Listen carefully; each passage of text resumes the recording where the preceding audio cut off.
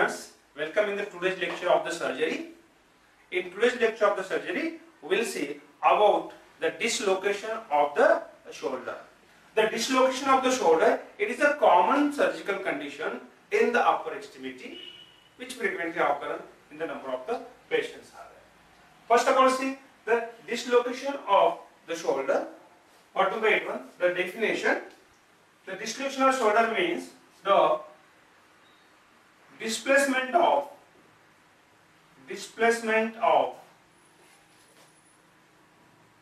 head of humerus from glenoid cavity. So it is called as a dislocation of the shoulder. The displacement of the head of humerus from the glenoid cavity. Now, incidence, it is common in adults, and it is uncommon in the children. So, first of all, why it is uncommon in the children? It is uncommon in the children because, as compared to the anatomy of the shoulder joint, the capsular ligament in the children is strong. While in adults, in relation to the anatomy of the shoulder, the capsular ligament is the weak. Means what? The glenoid cavity, it is shallow than that of the size of the head of the humerus. Capsular ligament is the weak, so that's why it will easily get displaced in adults. Here only the shoulder joint is supported by the muscles around it. Why? You might have known in the anatomy, for the stability of the shoulder joint. Means what? The shoulder joint is the less stable. So it can easily displace it. This stability is satisfied for the purpose of the movement, because this shoulder joint have the multi-axial movements and it can be freely moved than any other joint in that. For that, the stability is satisfied and joint is unstable, and due to that instability, there is a displacement or the dislocation of the shoulder is common than any other joints. We understood? And it is common in the adult. Why? Because in adult, the glenoid cavity is shallow and smaller as compared to the size of head of the humerus. Capsular ligament is the weak. Isn't it? Only the support is given by the musculotendinous curve or the rotator curve. Then the types of the dislocation of the shoulder. The dislocation of the shoulder is mainly of the two types. One is the acute dislocation,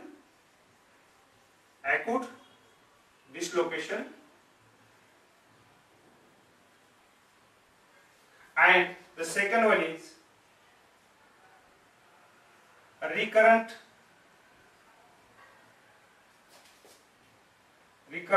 dislocation.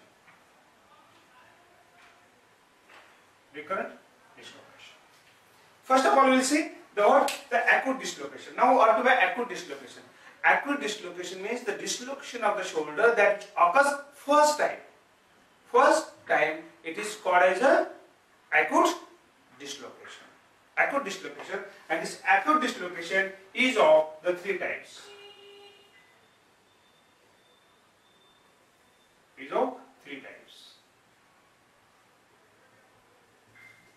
One is anterior dislocation.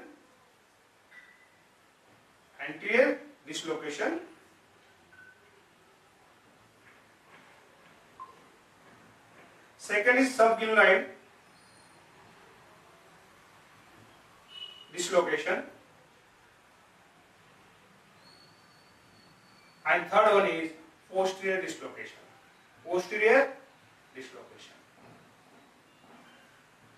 So this anterior dislocation is of the three types. Which three types? The A, or first one is the anterior dislocation, second B is the subglenoid dislocation, and the third C is the posterior dislocation. The anterior dislocation means what? The anterior dislocation it is and the displacement of the head of the humerus from the glenoid cavity anteriorly in front. It's called anterior dislocation. It is the commonest type of the dislocation. Anterior dislocation is the commonest type of the dislocation. You understood? Now what are the causes of the anterior dislocation? The causes of the anterior dislocation may occur from, the first one cause is the fall on the outstretched hand. Fall on the outstretched hand. When the person fall on the outstretched hand and when first this hand rotates forcefully, there is a anterior dislocation. So first causes are here. Causes, do you understood first? Anterior dislocation. Anterior dislocation means displacement of the head of the humerus anteriorly. It's called anterior dislocation. Then it is a commonest one that the causes of the anterior dislocation, causes number one, fall on outstretched hand.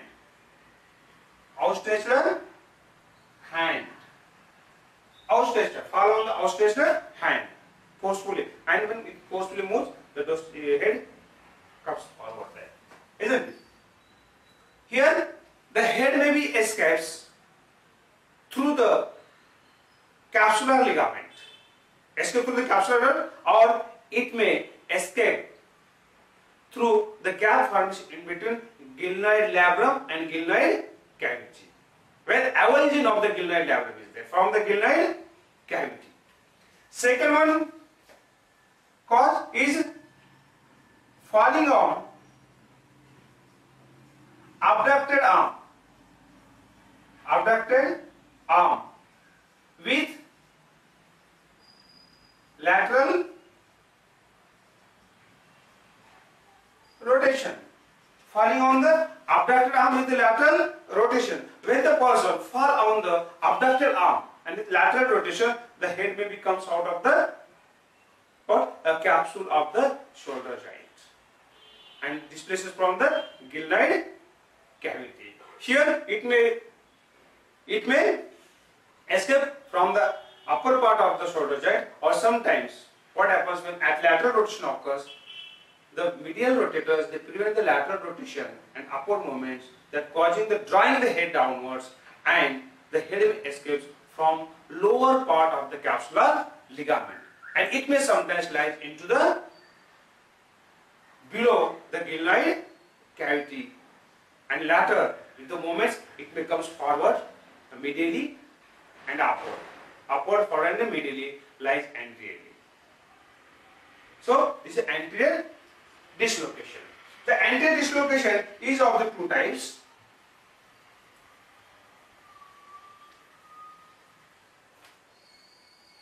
It is of the two types. One is subcoracoid and second is subclavicular. Subcoracoid means what?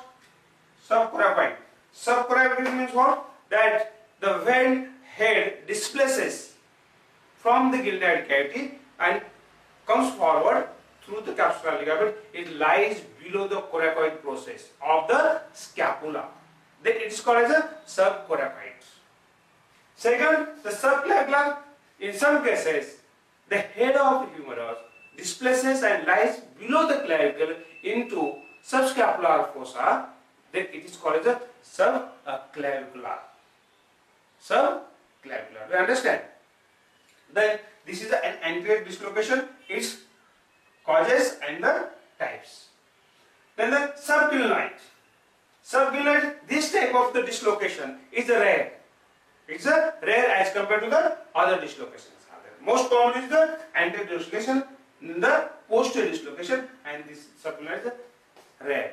It occurs from the lateral rotation and abduction. First, when the person falls in abducted arm, and from the lateral rotation,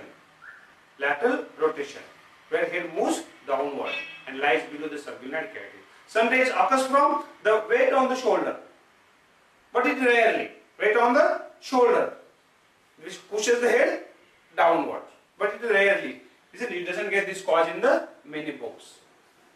Here the head lies below the glenoid cavity, and the person will lie like this. The arm will be like this. It's called the luxio erecta. Luxio erecta.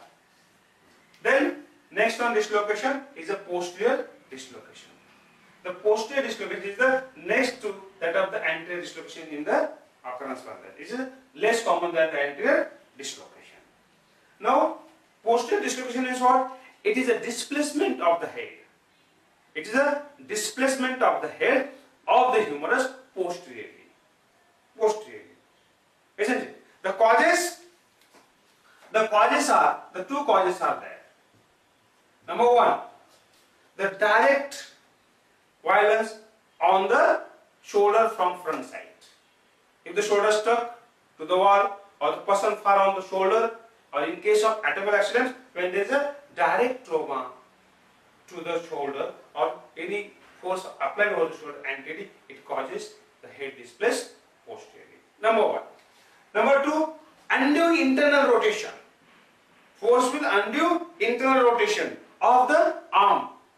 If somebody rotates the arm forcefully, or person falls and rotates it on that, isn't it? So it causes the displacement of the head posteriorly. So there are two causes. One is the direct trauma or stucking on the shoulder anteriorly, and second, the undue internal rotation, or you can say forceful internal rotation, which causes the posterior dislocation. The posterior dislocation are the two types. Posterior dislocation is two types. On the basis of the site of displacement or the location of the head after the displacement. It is two. One is supraspinatus,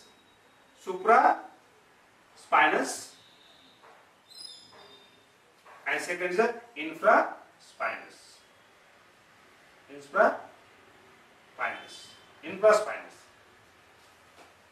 The first is supraspinous, means what? After the displacement of the head of humerus posteriorly, the head lies above the spinous process of scapula, or the spine of the scapula. It's called the supraspinous.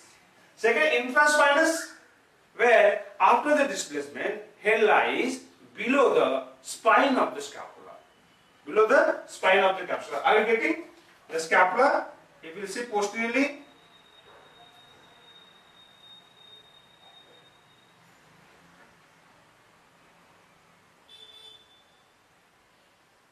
the scapula of the spine. When the head displaces, if it goes above and lies here into the supraspinous fossa, above the spine, is called as this one, supraspinous.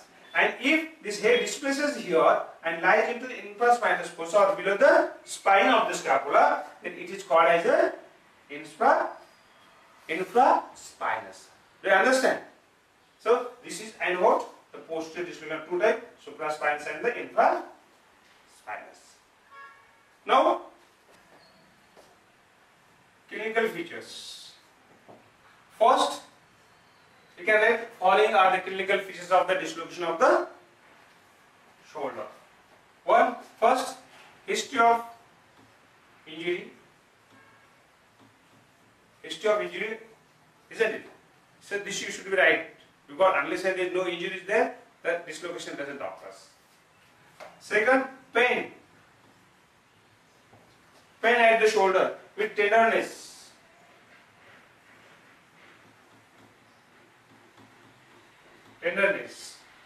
Or swelling. And you can say, and swelling. So third, moments restricted. Movements are restricted. Movements are restricted. Fourth, loss of contour of shoulder. Loss of contour of shoulder is, if you see the contour of the shoulder, this one, the contour is maintained by two structures. One is the shoulder joint and second the deltoid.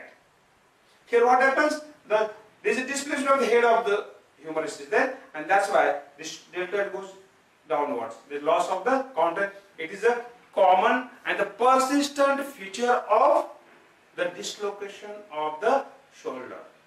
These may be variable, but this is a persistent clinical feature of the dislocation of shoulder.